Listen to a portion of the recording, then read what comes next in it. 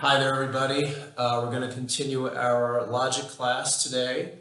I'm going to ask you for homework to do this material over here. This is the homework you should try to be doing over this coming week.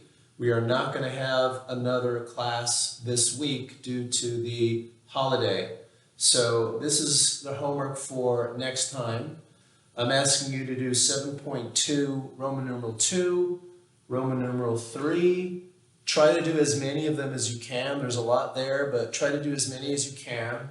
And also 7.3, I'm going to talk about that. You should do the reading from 7.3, and the homework is to do Roman numeral 1 and Roman numeral 2 in 7.3. So what I'm going to do today is do some examples on the board from 7.2, number 2 and 3. I will talk about 7.3 and then do a few examples, but the rest is for homework, okay? And the idea is that you're supposed to be trying to do the exercises, and if you're having trouble, you should let me know. If there's a specific one that you're trying to do that you're having difficulty doing, or there's a proof that you can't get through, it might not be one that I cover in class, but if you would email me or let me know, hey, I'm having trouble with this one or that one, then I can specifically show you some pointers on how to do those proofs or those exercises. Okay, so what we're going to do is go back to 7.2 Roman numeral 2. Again, this is for homework, but I'm going to do a few of them on the board just so you get the hang of it.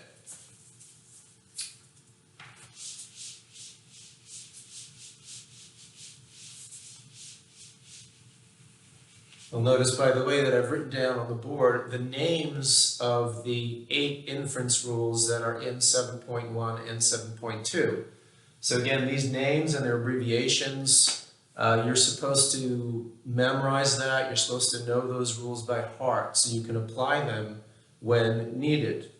So in 7.2, looking down here at my book, in 7.2 Roman numeral 2, let's see what we have here. What you're asked to do is supply a missing step and also supply the rule by which the last step is derived. Okay, so for example, with Roman numeral 2, number 1, let's put that one up on the board. This is Roman numeral 2 in 7.2, number 1. We have here G horseshoe N,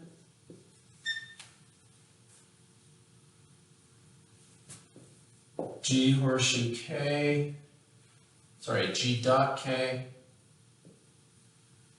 and then there's a missing step, and then 4 is G wedge T, and there's a missing rule. Okay, so we need to try to figure out what's the step in here that if I had it, it has to be something that follows from these two using one of the rules, plus okay, so this has to be, I have to have a justification over there as well. So we look at what we're shooting for. We're shooting for G wedge T. How are we going to get G wedge T? Well, one of the rules that allows you to get to a disjunction would be addition.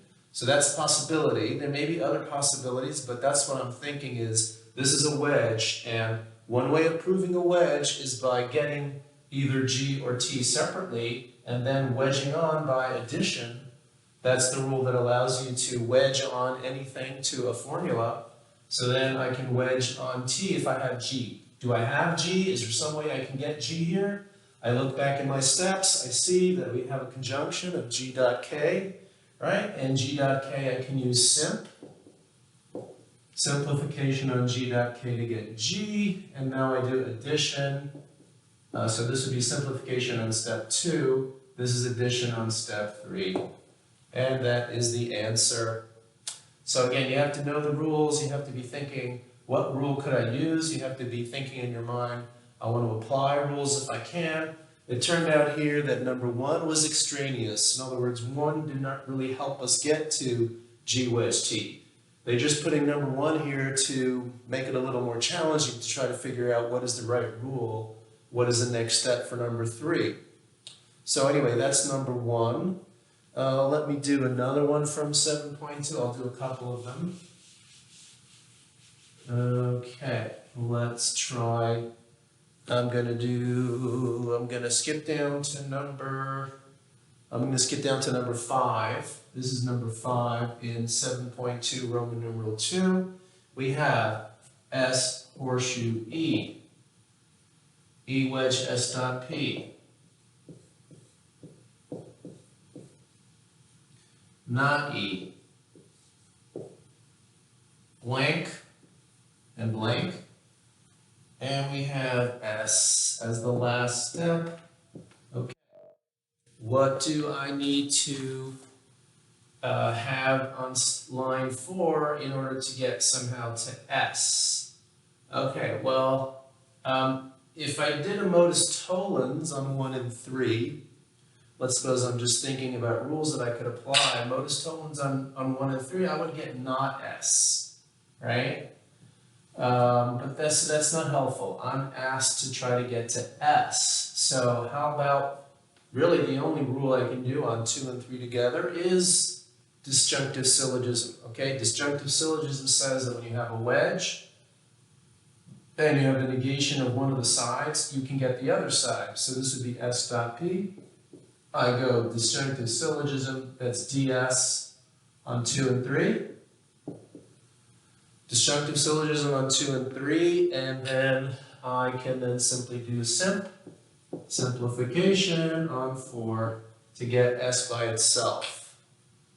So these rules, or rather these exercises, are intended to help you get familiar with the rules and using them on a regular basis. Let me try one more from Roman numeral 2.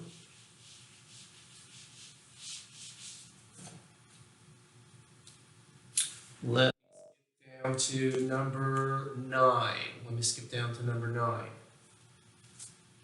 Number 9 is G wedge N. Oops, running out of ink here. G wedge N. Hope you can see that. G wedge N, not G. Then we have not G horseshoe H dot R.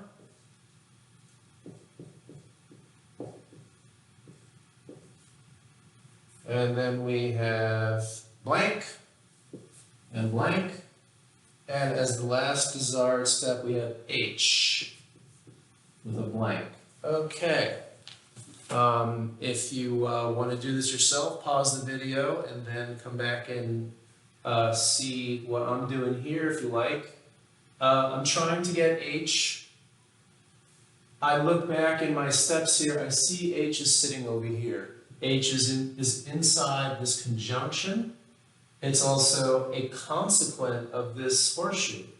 Now I think, okay, how can I get H out of there? Well, if only I had modus ponens with a not G. Oh, I have not G. Look at that. I have not G. I have not G horseshoe H dot R. So I can do H dot R by modus ponens. Again, I'm assuming that you know the rule. Okay, again, to refresh your memory, the rule of modus ponens is if you have a horseshoe and you have the antecedent of the horseshoe, you're allowed to derive the consequent. So the consequent here is the whole thing, H dot R. This is a conjunction. Simplification will get me to H. So I should put in my numbers, modus ponens on 2 and 3, and simplification on 4. It turned out that number 1 was extraneous, didn't really do anything for this particular example. It's just there to make it a little more challenging. So I personally feel like I've done enough of these examples for you to get the hang of it if you didn't already get the hang of it by yourself. The only way this is going to work well is if you are having trouble or not getting it, then you should be in touch, or if there's a specific one that you're having trouble with, email me, can you do number whatever on the board, and I'll do that, and I can go over those next time we get together. I'm going to move on to Roman numeral 3, still in 7.2. let's talk about what's going on in Roman numeral 3. So we're in Roman numeral 3, 7.2, and of course, these are proofs. It says, use the first, one second, we're still in 7.2, yes. So use the first 8 rules of inference. Again, the rules of inference are over here, at least the names are. The exercise involves using the first 8 rules of inference to derive the conclusions of the following symbolized arguments. So I'm going to do a few proofs on the board. Can't do all of them, obviously, but you should try to do as many of these as possible. At least I would say, try to do at least 15 or 20 of them. There's 30 examples in my book. Let's start off with something relatively simple. I'm going to do number 1 on the board. Okay, we have M horseshoe Q. Now this is a premise. Oops, excuse me a moment. We have M horseshoe Q. M horseshoe Q. Let's see if I have a better marker here. Yeah, it does look a little better. Let's move to that one. M horseshoe Q, R horseshoe not T. Now I like to put down PR, PR. Again, that's to indicate that these are premises. M horseshoe Q, R horseshoe not T. We have not M wedge R. It's also a premise. And we are trying to prove Q wedge not T.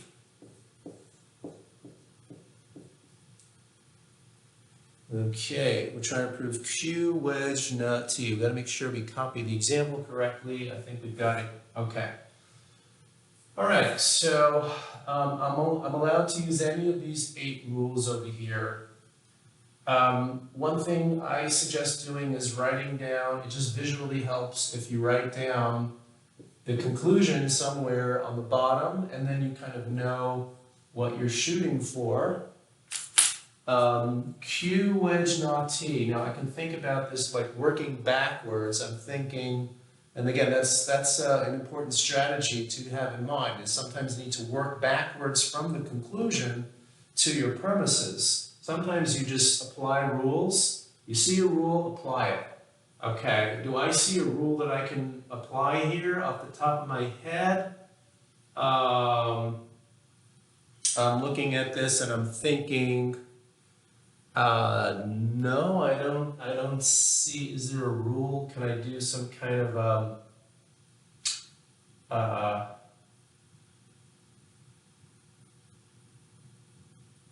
can I do some kind of hypothetical syllogism here? I don't see a hypothetical syllogism. So how should I do this? Simplification doesn't work. Conjunction, not going to help. Constructive dilemma. I tend not to think about that one too much. Do we have a constructive dilemma here, perhaps? I think I see what I did wrong. I didn't copy the example correctly. I'm so sorry. I apologize. This was supposed to be not M horseshoe Q. Okay, my vision is not what it used to be. Not M horseshoe Q is the first premise. So now I see where to go with this. It's a constructive dilemma problem. We have here a wedge. One of the ways of proving a wedge is by going with constructive dilemma. I have 2 horseshoes, and I have a disjunction where the antecedent of one appears over here, and the antecedent of the other appears over here. So therefore, this is actually a one-step proof. Number 4, I simply say CD, construct a dilemma on 1, 2, and 3. Now I put it down here because I thought, oh, I'm going to need some more steps, but turned out in one step, by using constructive dilemma, I was able to get the conclusion. An important lesson again is make sure you copy down the example correctly, otherwise it can be very hard to do. All right, sorry about that, missing that in the first place. Let's try something a little more challenging perhaps. I'm going to leave those numbers up on the board.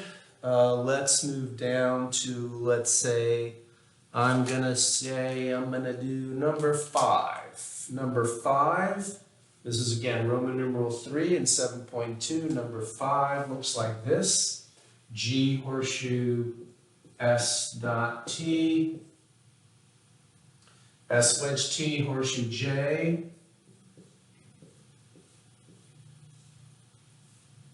and we have G, and we are trying to get to J.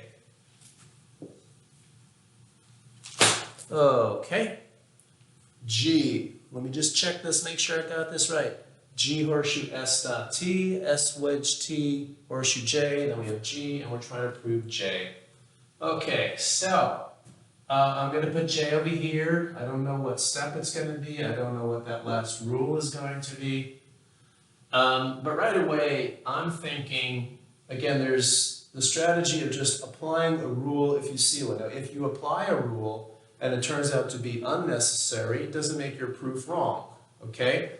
I've said this before, but in general, if you see a rule, use it. If you see the application of a rule at hand, use it. So I see one of the simple rules that I can use is clearly modus ponens, right? MP, I have a horseshoe. I have the antecedent of the horseshoe.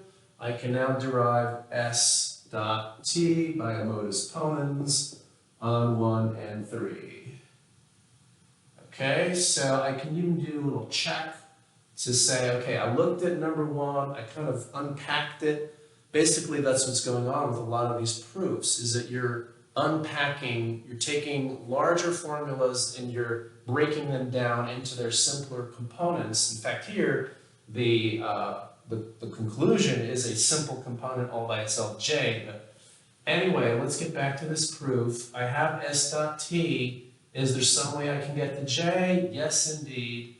I think there is. I need S wedge T, really, to do a modus ponens. So working backwards, if I have S wedge T, then I can get a modus ponens going on step 2 and whatever this step is over here, S wedge T, modus ponens on 2 and whatever number S wedge T is. Can I get S wedge T out of S dot T? Yes. I'll simplify. I'll get S, do simp on 4, break down that conjunction. And now, as step 6, I can do addition. Because remember, addition on 5, addition allows me to get to wedge on anything I wish. So I have S, I'm wedging on the T. And now I have at step 7, modus ponens on 2 and 6. Okay, let's do another example, another proof. I'm going to do let's try number 11. Okay, number 11, why don't you try to do it yourself, pause the video, try to do it yourself, and then see how I do it, or if you think you've got it, you can skip through this portion of the video. But here we go with number, this is Roman numeral 3, number 11. Okay, we have, let's make sure we copy this correctly. We've got B wedge F horseshoe A horseshoe G, B wedge F horseshoe A horseshoe G.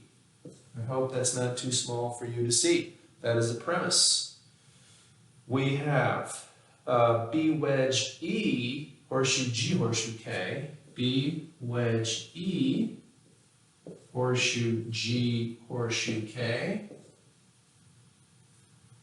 And we have as a third premise B dot not H.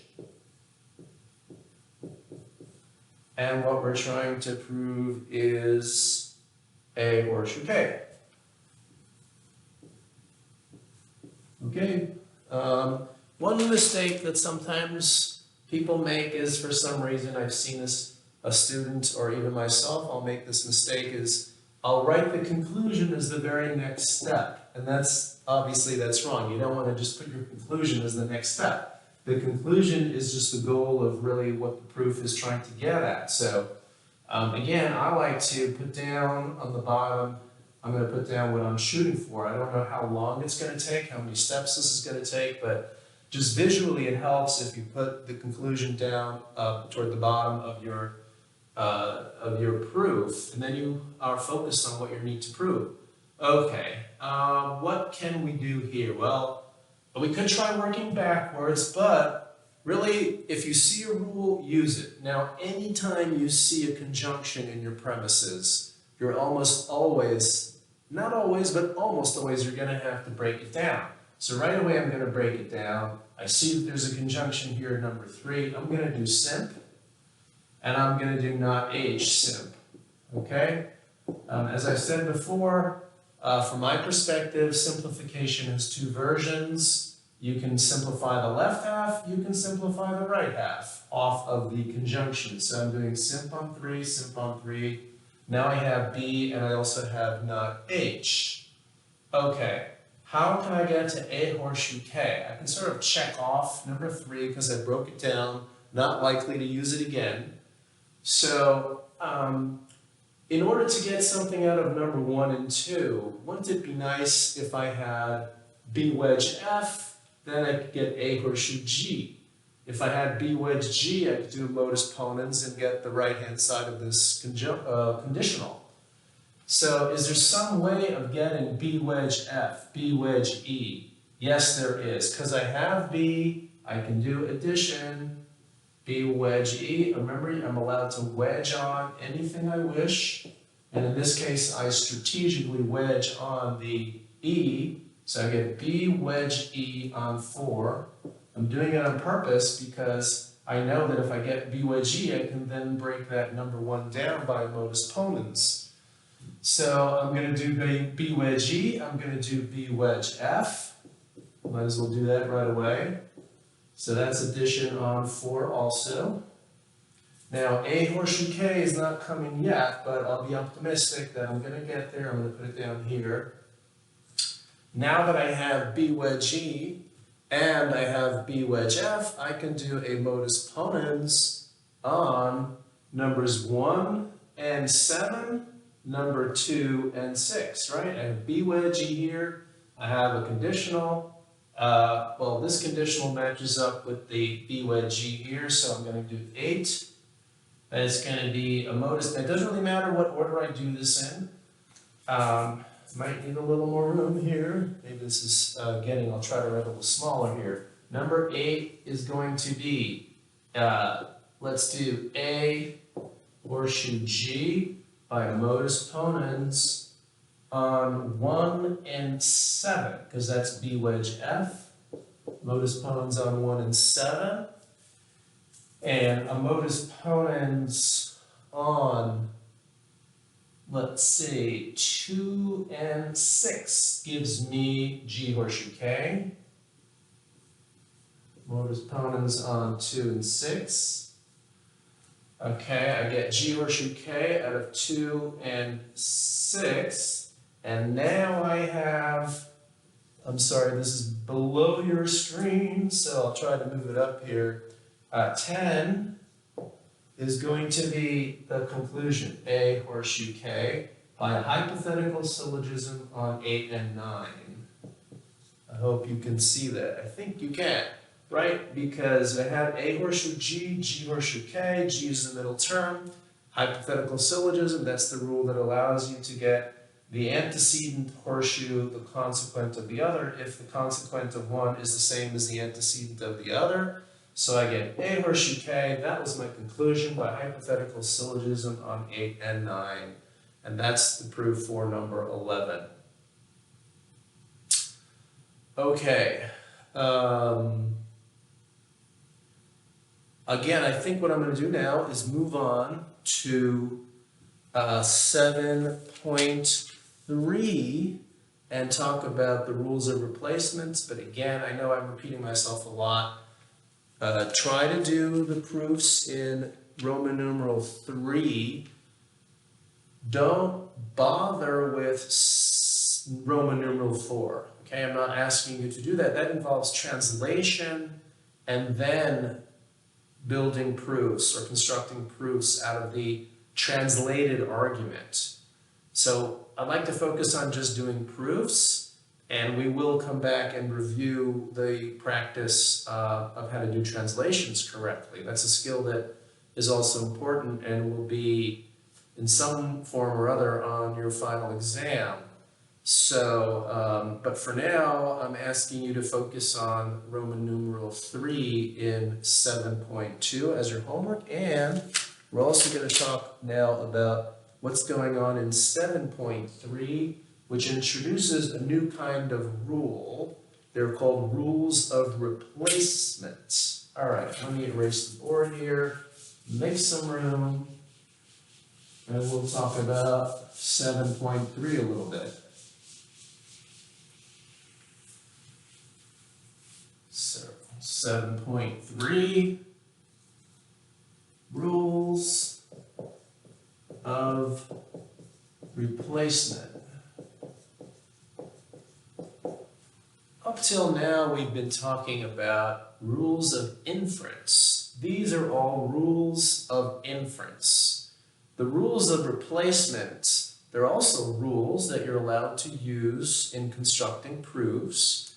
They work a little differently from the rules of inference. There are two major differences between rules of replacement, and again, these are called rules of inference. Okay, basically, I think maybe the best way to explain it is by talking about one or two particular rules of replacement. In a way, the easiest one is what's called double negation. And again, they have names. All these rules have names that you're supposed to memorize. And they also have abbreviations for those names that you're supposed to memorize. Okay, so the rule of double negation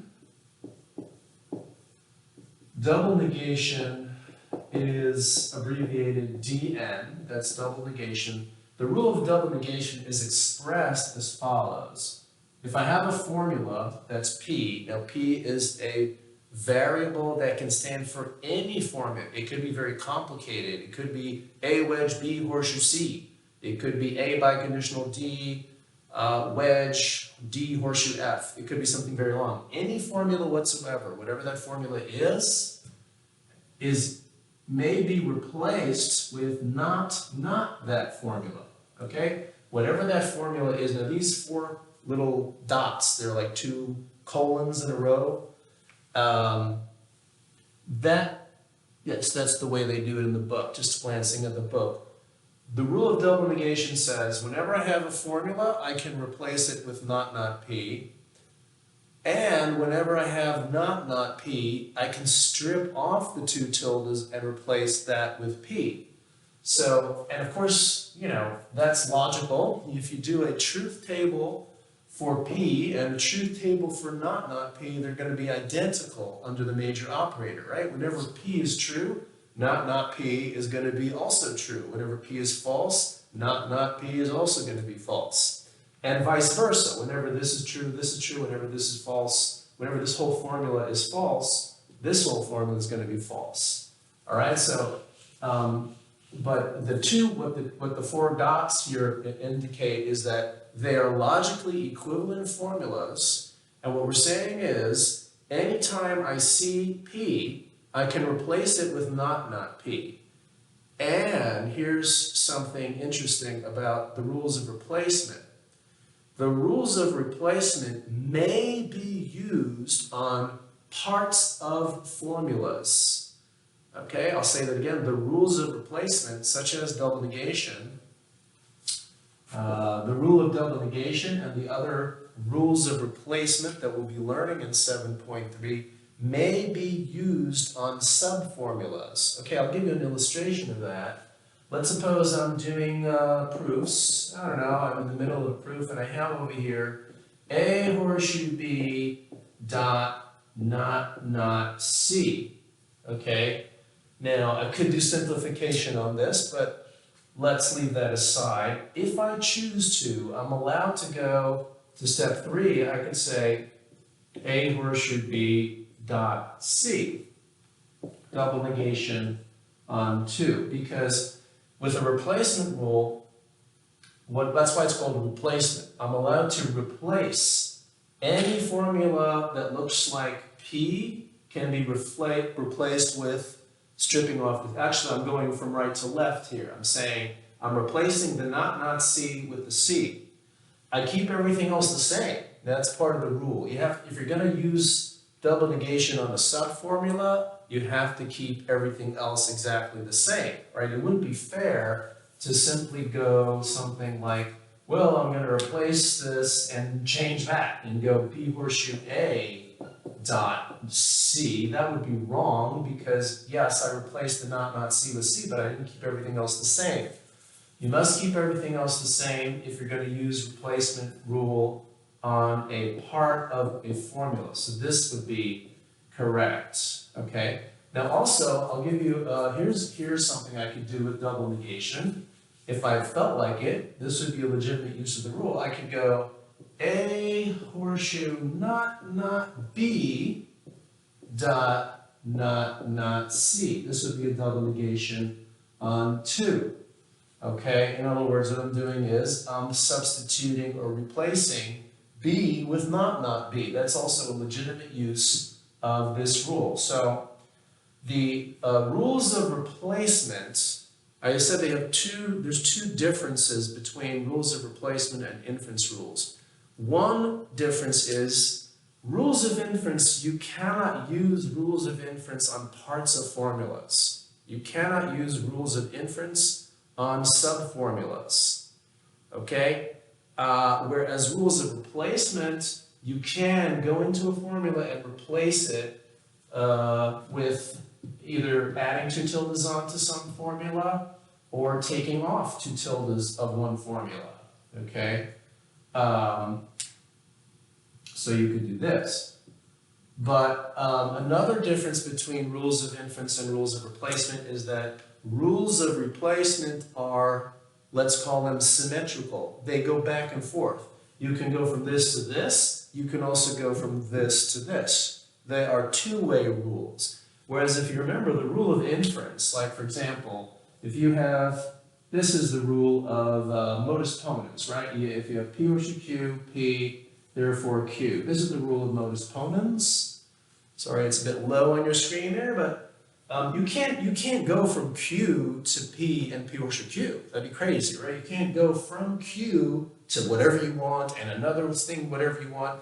So the rules of inference are one way, they're one directional. Whereas the rules of replacement are bidirectional. Again, you can't use an inference rule on a subformula. Okay, should I illustrate that? Probably don't really need to, but I'll do it anyway. Suppose I have something like, I have A horseshoe B wedge C, and then I have A. Okay, can I do modus ponens on 1 and 2? Well, I have A horseshoe B here, and I have A, so I'm going to do B by modus ponens on 1 and 2. That would be very wrong. You can't use modus ponens on parts of formulas. You have to get A horseshoe B by itself. If I add A horseshoe B by itself, and I have A, then I can do modus ponens. But this is wrong. You're not allowed to do rules of inference on parts of formulas. But rules of replacement, you are allowed to do on parts of formulas. Now, another thing that students sometimes ask is, can you use a rule twice in one step? Now, like, I'll illustrate that. For example, actually this is something we had on the board a couple minutes ago. Let's suppose I have not C, horseshoe not D. And let's suppose I've been asked to prove C horseshoe D. Suppose I'm in the middle of a proof. I was asked to try to reach the conclusion C horseshoe D, And I've somehow managed to get, let's say I'm in the middle of a proof. So all right, let's put them up to step 6. And I got, hey, not C horseshoe, not D. So you might think, okay, well, I'm just going to do double negation on 6 and take off both tildes from the C and take off both tildes from the D, and I get C horseshoe D. Now, this gets into a little subtlety of the system. The idea of the proof system is that you're supposed to be applying one rule at a time for each step. So this is something that I personally think the book is correct about. You should not use 2 steps at once, even 2 rules, even the same rule, okay, in one step. So logically speaking, this is a valid inference. If you did a truth table, I mean, these 2 statements are equivalent. But the idea of the rule system is that you're supposed to be, every step is justified by a rule. And if we were to allow using multiple rules on one step, you might as well forget about the whole point of the system. Because if you allowed yourself to use many rules at once, you would just have a one-step proof all the time. Just up in your head, apply all the rules at once. I see how this is working. I'm going to apply all the rules at once, and you get to the conclusion right away and just write down all the rules that you used in your head. The whole point of the proof system, not the whole point, but part of the beauty of the proof system is that each step is justified by a rule. And the rule is written down, and that way you have a demonstration as opposed to something that's in your head, which may or may not be valid. So therefore, as a matter of technicality, I would say that if somebody did this, okay, and I just erased it, but let me put it back again. If somebody did double negation on 6, and I said twice, I did it twice, that would make it a little better, but really this is not correct. What I should do is just take 2 steps. Do 1 step at a time. This is going to be C horseshoe, not D. I'll do a double negation on 6, and then I'm going to do another double negation, C horseshoe D. I'll do a double negation on 7 to get to C horseshoe D. So don't use 2 rules in one step. Each step should have 1 rule, even if in your head it seems very obvious. That would not be a proper use of the proof system, of the rule system. Okay, I've tried to explain the rule of double negation. We've seen how it's a 2-way street, also that you can use double negation on subformulas. Basically, the other 3, there's 3 other rules of replacement in 7.3 that you learn. There's something called commutativity, Okay, I hope you have the book. You're looking at the very beginning of 7.3. You can see the rule of commutativity. Now, commutativity basically allows you to reverse the order of a wedge. It also allows you to reverse the order of a dot. Correct? We talked about this before. It's a very simple rule. If I have P wedge Q, commutativity has 2 forms. P wedge Q is equivalent with Q wedge P, and P dot Q is equivalent with Q dot P. Basically what it's telling you is when you have a wedge and when you have a dot, the order doesn't really matter. It's saying the same thing, right? That's the rule of commutativity. You can transfer, you can reverse the order of a dot, you can reverse the order of a wedge. Now, associativity, that's the one that involves shifting parentheses in a certain case. Okay, you have 2 versions. Let's suppose you have P wedge Q wedge R.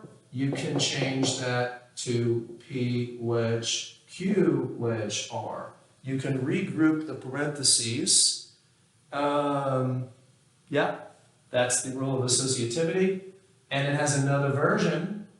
And the same thing is true with dots. If you have a conjunction, you can, of this form, P dot Q dot R, you can not reverse the order, sorry, shift the order of the parentheses to this, right? And again, this is a very intuitive rule. I mean, these are conjunctions. If I say P and Q and R, that's the same thing as saying P and Q and R, right? Because in a conjunction, the truth value of this statement is going to be exactly the same as the truth value of this statement, and the same thing goes for these wedges. So you're allowed to group the parentheses. Shifting the parentheses should not change the truth value of that statement. And again, you can go from right to left or left to right, and you can use this rule on a subformula. Okay, if there's a big formula that has one of these in it, you can change that part of the formula out with the one on the right-hand side, and vice versa. Okay, now the next rule is distribution. Let's see, we have 1, 2, 3, I'm sorry, did I say there were 4 rules here? It looks like there's 5 rules. There's 5 rules of replacement that you learn in 7.3, 5 rules. Let's talk about, I'm going to erase this just to make room. We have the rule known as De Morgan. Now that is named after some logician, famous guy. His name was De Morgan. So there's a rule that's named after him. De Morgan is abbreviated DM, not to be confused with DS, which is the abbreviation for disjunctive syllogism. So De Morgan has a couple of forms. Basically, it says like this. There's 2 forms of De Morgan. If you have not P and Q, where the P and Q are in parentheses, that is replaceable with either not P or not Q. Okay? This is basically, in English we would call this I hope you can see these dots here. This is what we would call the not both rule. Okay? The not both. Not both P and Q. I'm saying it's not the case that both of them are true, which means that one of them has to be not the case, right? So not P and Q is equivalent with this, and of course this is equivalent with that. If I have this in a formula, or I have this alone, I can replace it with this. That's the not both. Then you have what we might call the neither nor version of this rule, which is if I have, let's see, just following the order in the book, okay, if I have, it is not the case that P wedge Q, that is equivalent to not P and not Q, okay? This rule is, I believe, a very intuitive rule because we think about this all the time when we say neither nor, right? Neither P nor Q is true. It's not the case that even one of them is true, is the same thing as saying it's not the case that the first, and it's not the case that the second. So this is the neither nor version. This is the not both version. Not both of them are true. This leaves open that actually that both of them could maybe be not true, but at least all this is saying is at least one of these is not true. This one is saying neither one of them are true. So in a way, the second statement is stronger, you might say. In any case, this is the rule of De Morgan. It allows you to go from this to this, from this to this, and also allows you to go from this to this and from this to this. That is the rule of De Morgan, and it's in this system, De Morgan is used quite a lot. So you want to try to get very cozy and familiar with the rule of De Morgan. Now finally, there's a rule called distribution.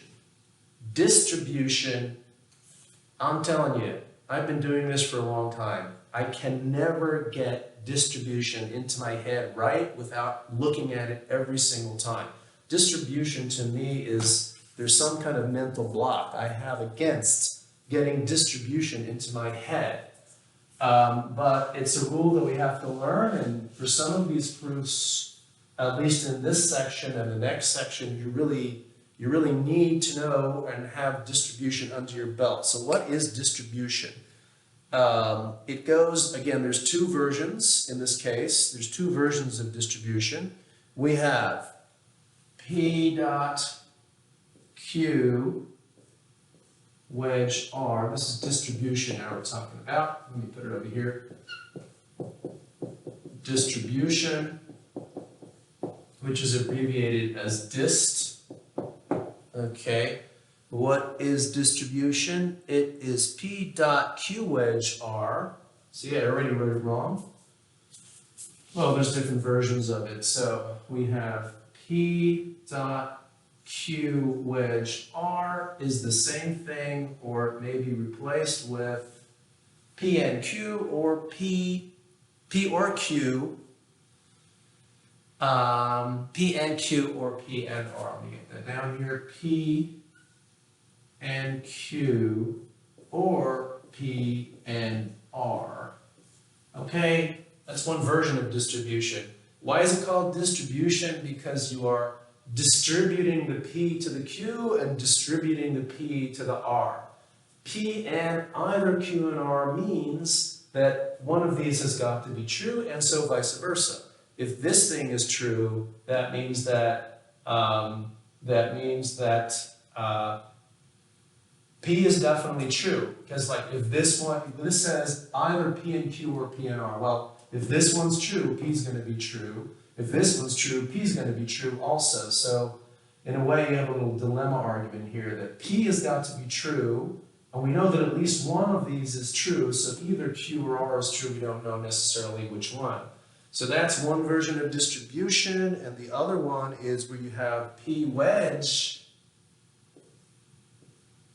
Q dot R. Okay, so now you see you switched. This version has the wedge first and the dot second. And again, we're going to be able to distribute the P, but then the major operator is going to be different. It's going to be P wedge Q and P wedge R. I hope I got that right. Yes, I did. Okay. Distributing the P to the Q and changing the major operator. Maybe this is why I find this rule so confusing, because you start off with a dot here, you end up with a wedge here, you replace the wedge here with dots here. In the second version, you start off with a wedge, you replace it with a dot, and then inside you replace the parentheses with wedges as opposed to having a dot.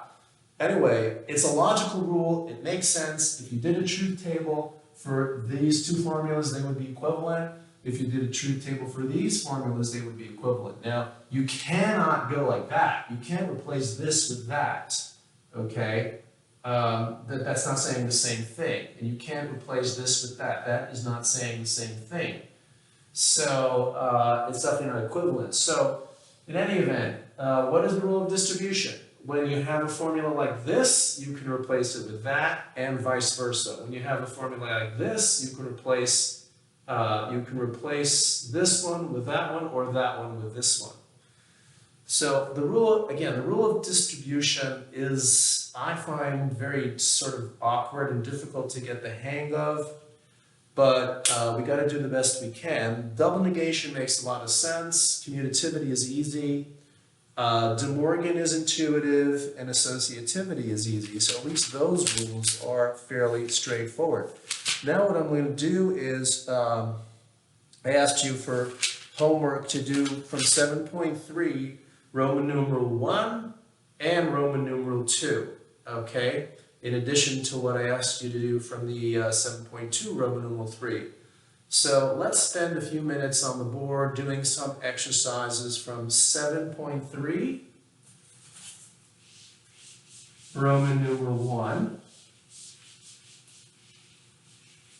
Maybe I'll write down the names of the rules. I won't write down the symbolic representation of the rules again, but we have commutativity, we have distribution, we have De Morgan, we have double negation, and we have associativity. Those are the 5 new rules that are learned in 7.3.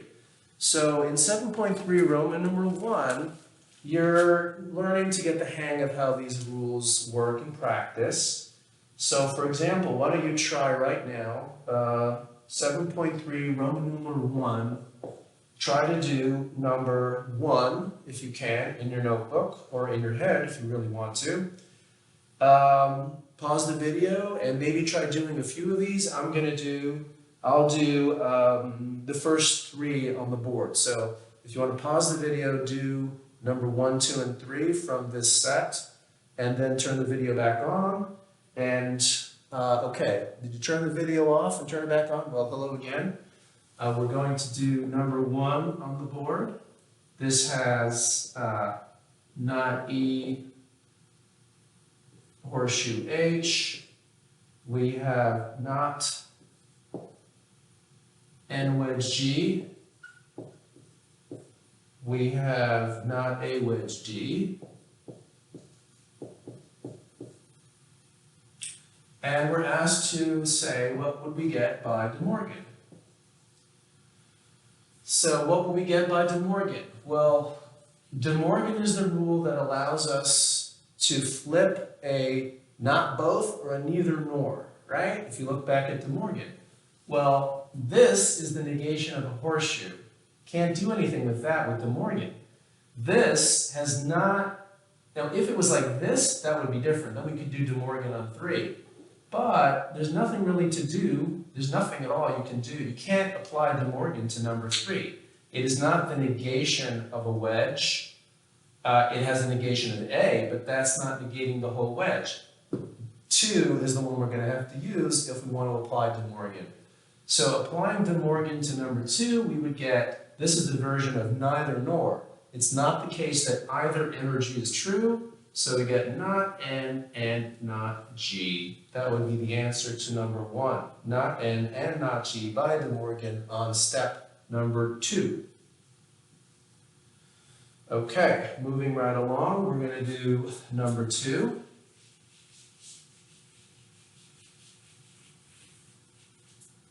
Number 2. You know what? I'm assuming that you have the book, so I'm just going to look at the book and not even bother writing it on the board. I'm going to talk it through with you. If you have number 2 in your book, it's G horseshoe N horseshoe K, R wedge, and then you have D horseshoe F in parentheses. Then you have S dot, parenthesis T wedge U. And the question is, what can we get by distribution on one of these steps? Distribution, that rule that I can't stand. Well, can I do distribution on number 1? No, it's all horseshoes. Distribution involves the conjunction and a wedge, or a wedge and a conjunction. So something like, well, 2 looks a little better, but D horseshoe F is a horseshoe, right? So it's only going to work on number 3, right? So maybe I'll write that down on the board. Number 3 is S dot T wedge U. And if I'm going to do a distribution on number 3, then I would get S dot T, change the major operator to a wedge, and then do S dot U. Distributing the S to the T and the S to the U, changing the major operator, this would be distribution on 3. So the correct answer to number 2 is distribution works on step 3, and the result is this formula over here. S dot T, wedge, S dot U. Okay, now for number 3. All right, number 3. Again, I'm going to assume that you have the book. And so with number 3, it's association. What can I do using association on steps 1, 2, or 3?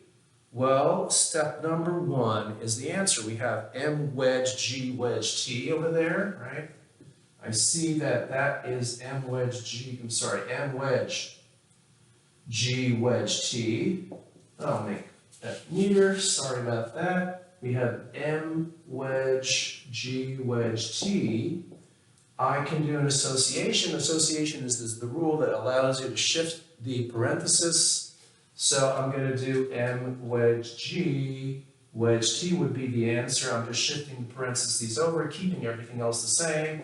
That would be association on number 1. Okay, I've done some examples from Roman numeral 1. Let's take a quick look at Roman numeral 2. Okay, here getting closer to working on arguments.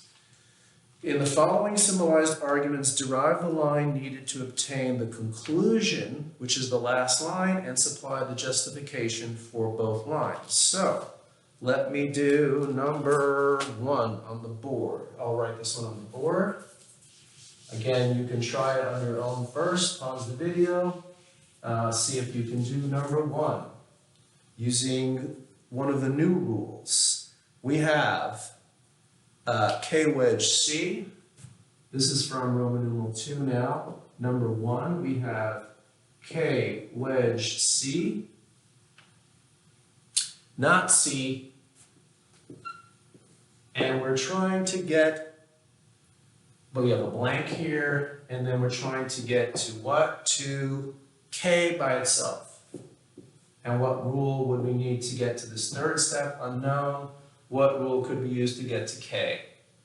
So, this brings up the fact that I have a little bit of a disagreement with the system in the book. For me, I would just say, I don't need step 3. I'm just going to do disjunctive syllogism on 1 and 2. Because I've told you that disjunctive syllogism has 2 versions. If you have the negation of the left-hand side, you can get the right-hand side here. If you have the negation of the right-hand side, you can derive the left-hand side by disjunctive syllogism on 1 and 2. Now, the system the book is using is where there's only one version of disjunctive syllogism. Disjunctive syllogism only allows you to negate the left-hand side to get the right-hand side. So the correct answer would be to commute, right? If you switch the order, C wedge K, right? If I switch around the order of the wedge, I get C wedge K by commutativity on 1. Now, according to the book, I have the disjunctive syllogism set up properly. I'm negating the left-hand side to get the right-hand side. Okay, so who's right about this? They're both right. It just depends on what your system is, okay? Again, I've said this before, there are many, many different possible systems of sets of rules, and in some systems, some rules don't even occur at all. In other systems, there are more rules, less rules. We'll talk a little bit more about the theory behind that later on, but for now, the relevant point is, as long as you're following whatever the rules are in the system, you are applying the rules correctly. So, I mean, I think it's a bit arbitrary to say that, well, certain rules have 2 versions and certain rules don't have 2 versions. We've already seen that some of the rules have different versions. So why not just say that disjunctive syllogism has 2 versions? Anyway, according to the book, disjunctive syllogism only has 1 version. You have to negate the left-hand side to get the right-hand side. So therefore, in order to get this in the right format, you simply need to use commutativity to switch it around, and then you can do disjunctive syllogism to get K. Okay, now if you're thinking ahead to the final exam and you're thinking, well, Dr. Golding, like, which system should I use? You can use, you are allowed on the final when you're doing a proof to use either version of disjunctive syllogism. You wouldn't have to bother doing commutativity here to get it in the format that the book wants you to. Okay, I hope that was clear. At some point I'll have to talk more about what the final is going to look like and how that's going to happen. But let's not worry about that right this second. Let me do another example from Roman numeral 2. We're in Roman numeral 2, 7.3. And again, you can pause the video, try number 2. And now I'm going to do number 2 on the board. We have G horseshoe R wedge N. I'm running out of ink here, so I'm going to have to stop sooner or later. Well, let me try one of the other beautiful markers that I have. Let's see if this one will work any better. G horseshoe, R wedge N. We have not R and not N. And we have blank. And we have another blank, what rule? And then we have the last step in number 2. This is now number 2. Number 2, okay, the last step is not G. Okay, so what can I do to get not G? Well, I see here that G is sitting over here. It is the antecedent of a horseshoe. Right away, I think, well, to get not G, it would be nice if I had a modus tollens, because modus tollens would allow me to get the negation of G, right? Modus tollens is this rule, just to refresh your memory. We have P horseshoe Q, not Q, therefore not P. Okay, so if I have not, if I have the negation of this consequent, I would be able to get not G. Do I have the negation of this consequent? Well, I have not R and not N. So I think, aha, De Morgan. I see a conjunction of two negations. I'm going to change that, replace that with not R wedge N. That is De Morgan on 2. And now I can do a modus tollens MT on 1 and 3 to get not G. So that's how I would do number 2. And I'm going to do one more example for today. We're going to just plug ahead and do number 3. Try it yourself first, if you like. Here's number 3. It is pretty short. H dot T. Here's another one of these things where I can see this is one where I'm going to do it in 1 step. They're going to want you to do it in 2 steps. Blank. And then T. Okay.